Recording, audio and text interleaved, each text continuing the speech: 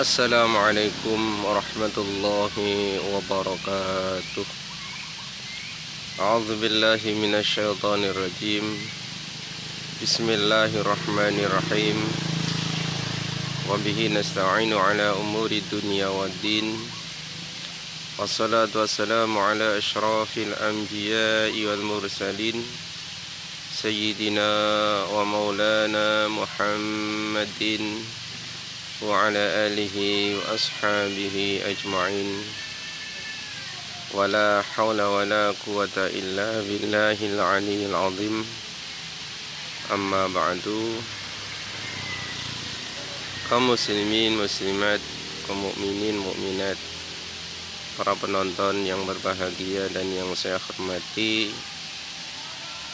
di kesempatan sore hari ini melalui video YouTube ini kami ingin menyampaikan tentang masalah filosofi dari sebuah busur panah. Perlu kita ketahui bahwasanya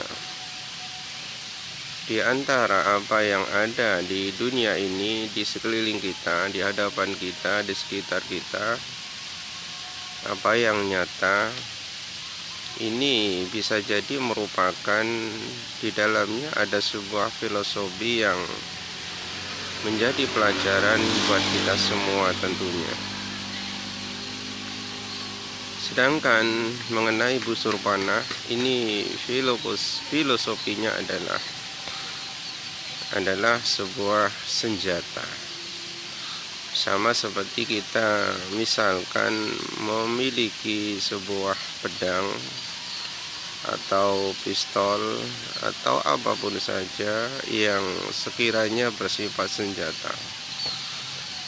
Demikian juga busur panah juga merupakan senjata untuk kita di dalam memberi keamanan untuk diri kita sendiri.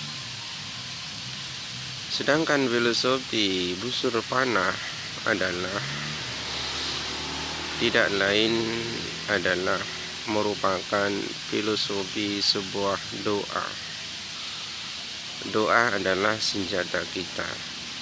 Busur panah juga adalah senjata kita. Cita-cita, harapan, keinginan pun adalah juga di dalamnya ada sebuah semacam senjata kita. Manusia hidup di dunia ini bila tidak memegang senjata, maka kondisinya pun akan menjadi lemah dan itu bisa dikalahkan oleh siapapun saja. Orang berperang itu adalah semisal orang yang berperang, berjuang di dunia ini untuk meraih segala apa yang kita inginkan. Orang yang menginginkan sesuatu, mengharapkan sesuatu, bercita-cita sesuatu tanpa berperang, tanpa berjuang, maka semua harapan, keinginan, cita-cita itu akan mandek, akan putus, akan berhenti di tengah jalan karena tidak memiliki senjata. Adapun filosofi sebuah busur panah adalah doa. Orang yang hidup di dunia ini harus senantiasa memiliki senjata, yaitu doa. Di dalam video saya yang sudah lalu itu pernah saya jelaskan mengenai yang bertemakan doa adalah senjata kita. Sama halnya dengan busur panah adalah senjata kita. Lalu apa filosofinya? Apa makna di dalam busur panah yang filosofinya adalah sebuah doa?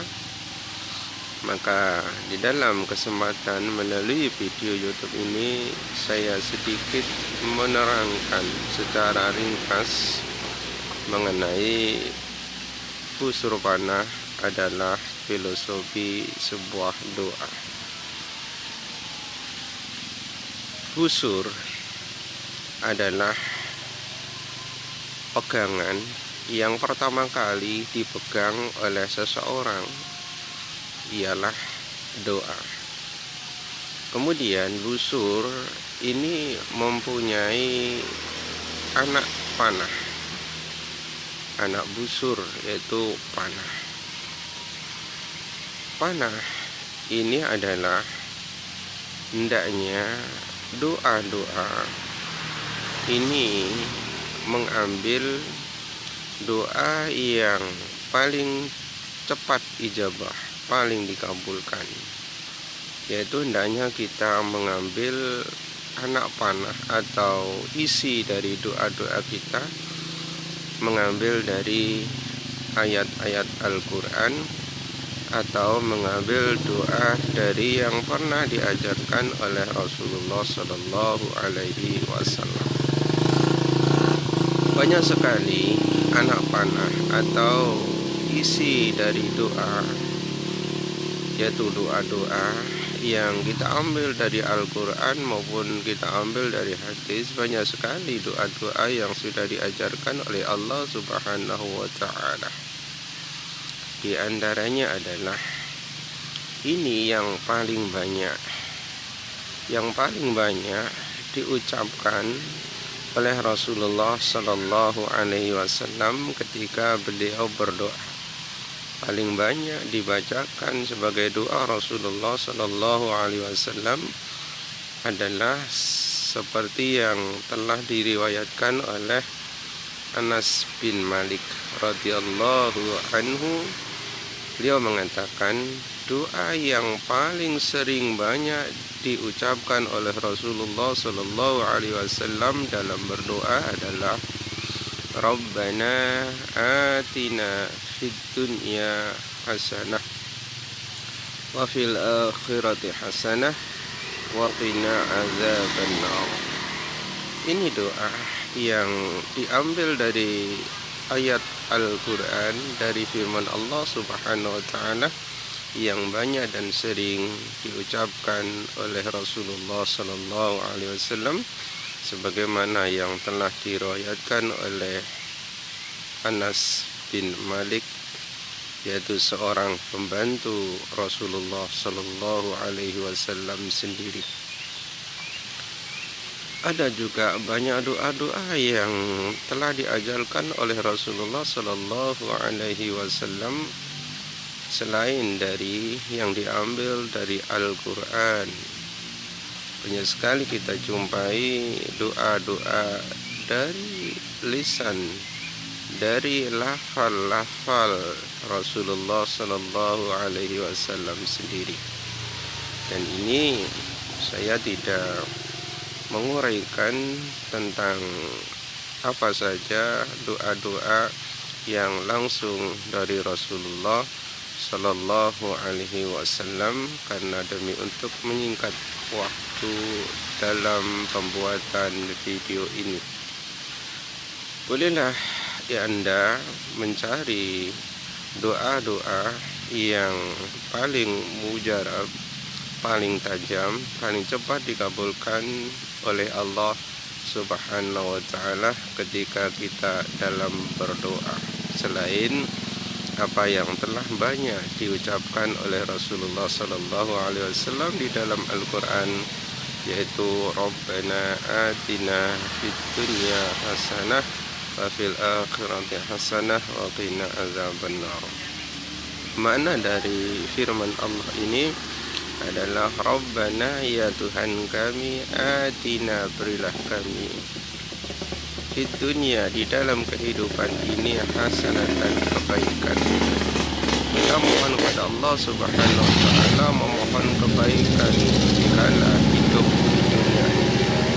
Kebaikan apapun, kebaikan ekonomi, kebaikan keluarga, kebaikan anak cucu keturunan kita, kebaikan bermasyarakat, kebaikan muamalah, kebaikan beribadah, kebaikan apa saja, segala kebaikan dikala kita masih hidup di dunia ini.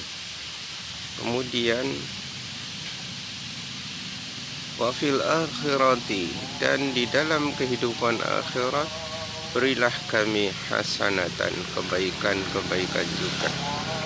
Di dalam kehidupan akhirat tentunya penghuni akhirat, orang-orang kita semua ketika sudah beralih alam dari dunia ke akhirat tentunya membutuhkan kebaikan dari Allah Subhanahu wa ta'ala, terutama kebaikan dari dahsyatnya fitnah, dari dahsyatnya situasi padang mahsyar nanti, kebaikan dari dahsyatnya pengadilan, penantian, antrian di dalam menunggu antrian di dalam pengadilan Allah Subhanahu wa ta'ala, dan kebaikan yang di dalam kondisi parah, kondisi payah, kondisi menderita di dalam kehidupan akhirat nanti, mulai dari payahnya, sengsaranya ketika kita berada di padang mahsyar, sengsaranya ketika kita menunggu antrian pengadilan Allah Subhanahu wa ta'ala, payahnya ketika kita menunggu antrian dari penimbangan amal-amal kita, dan lain sebagainya. Banyak sekali kesengsaraan, kesulitan yang kita alami besok ketika sudah berada di alam akhirat nanti. Maka kebaikan akhirat itu di dalam doa tersebut kita semua minta kebaikan kepada Allah Subhanahu wa ta'ala. Waqina, dan jagalah kami azabannar, jagalah, peliharalah kami, jauhkanlah kami azabannar, dari siksaan api neraka. Nah, di dalam doa ini mengandung kebaikan, permohonan kebaikan di dunia, permohonan kebaikan di akhirat, dan permohonan dipelihara, dijauhkan dari panasnya, dari siksaan api neraka Allah Subhanahu wa ta'ala. Doa ini adalah yang sering banyak sekali dibacakan oleh Rasulullah Sallallahu Alaihi Wasallam ketika dalam doa beliau. Lalu kemudian orang yang memiliki busur kemudian memilih anak busur, anak panah, yaitu doa-doa baik diambil dari Al-Quran maupun diambil dari hadis Rasulullah Sallallahu Alaihi Wasallam. Maka ketika anak panah ini sudah masuk, sudah dilekatkan, sudah berada di busur, lalu ditarik ke belakang. Nah, tarikan ke belakang ini harus semakin kuat. Semakin kuat tarikan anak panah ini, semakin cepatlah dikabulkannya oleh Allah Subhanahu wa ta'ala. Sebaliknya, semakin lemah tarikan anak panah dari busur, maka semakin lamalah proses dikabulkannya doa oleh Allah Subhanahu wa ta'ala. Maka hendaknya orang yang berdoa ini filosofi menarik anak panah ke belakang agar supaya larinya anak panah dari sasaran ini semakin kencang dan cepat. Maka artinya di sini adalah keyakinan yang tinggi. Ketika kita memiliki doa, dan doa-doa kita ambil dari Al-Quran maupun dari hadis, maka cara kita berdoa dengan tarikan yang kuat, artinya dengan keikhlasan, keyakinan yang kuat. Yakinlah ketika kita berdoa bahwa semua doa kita itu yakin akan diterima oleh Allah Subhanahu wa ta'ala. bukan hanya yakin tapi ikhlas kita ketika berdoa kepada Allah Subhanahu wa ta'ala, hanya semata-mata berdoa untuk beribadah kepada Allah, berdoa untuk melakukan ketaatan kepada Allah Subhanahu wa ta'ala. Di samping kita yakin bahwa doa kita nantinya pasti akan dikabulkan oleh Allah Subhanahu wa ta'ala. Lalu kemudian orang yang memanah dengan tarikan yang kuat, artinya dengan keyakinan diterimanya doa itu oleh Allah Subhanahu wa ta'ala, hendaknya orang yang memanah ini memiliki titik sasaran yang tepat, titik sasaran yang persis. Tidak boleh memiliki beberapa titik di dalam menentukan pilihan di dalam memanah sesuatu. Harus punya satu titik tujuan yang tepat, yang benar, dan yang diyakini. Titik sasaran di sini adalah yaitu keyakinan bahwa doa itu dikabulkan oleh Allah Subhanahu wa ta'ala, atau filosofi dari mengambil titik yang pas, mengambil titik yang benar adalah mengenai apa yang dimaksud dari doa yang kita panjatkan kepada Allah Subhanahu wa ta'ala. Artinya di sini adalah kita harus tahu makna dari doa yang kita panjatkan, harus tahu makna dan maksud dari doa kita sendiri. Ini adalah yang dimaksud filosofi dari mengambil titik yang pas dan tepat dan benar ketika kita mau melepaskan anak panah dari busurnya.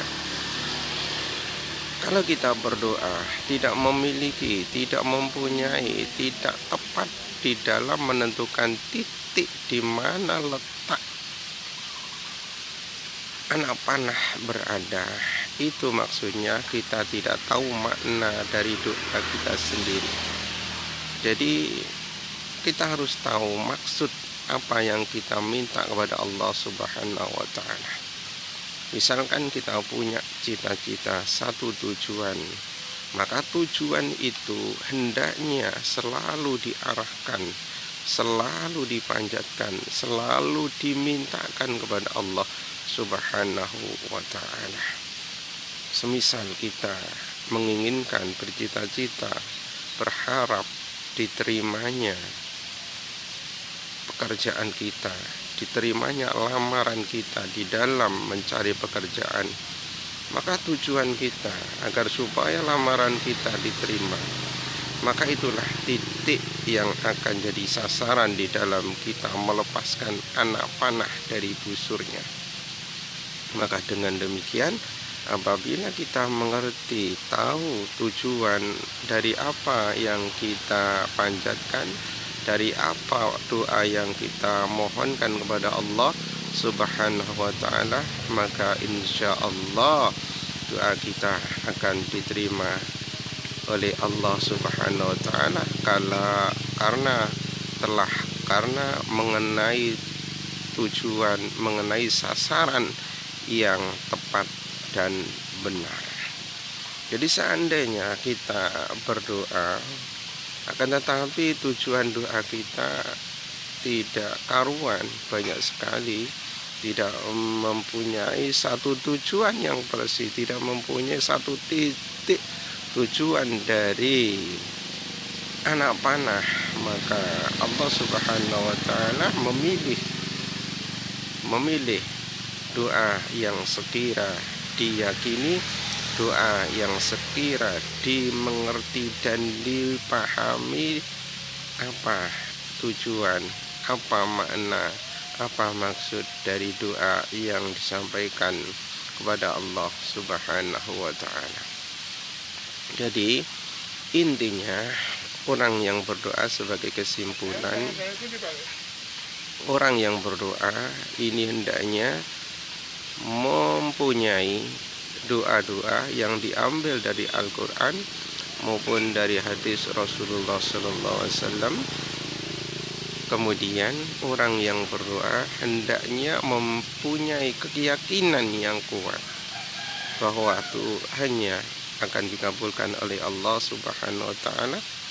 Kemudian mempunyai tujuan yang tepat, titik tujuan yang tepat. Maksudnya doa yang kita panjatkan hendaknya kita mengetahui makna dari doa yang kita ucapkan itu. Satu tujuan hendaknya ini diyakini, satu tujuan permintaan, cita-cita, harapan ini hendaknya dijadikan satu titik tujuan agar supaya Allah Subhanahu wa taala cepat dan lekas mengabulkan semua atau mengabulkan doa-doa kita. Para pemirsa yang saya hormati, inilah yang bisa saya sampaikan sebagai busur adalah filosofi dari sebuah doa. Terima kasih atas segala perhatian dan mohon maaf atas segala kekurangan, kesalahan, kekhilafannya.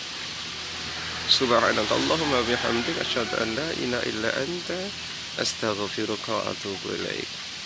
Wassallallahu ala sayyidina Muhammadin wa ala alihi ashabi ajma'in.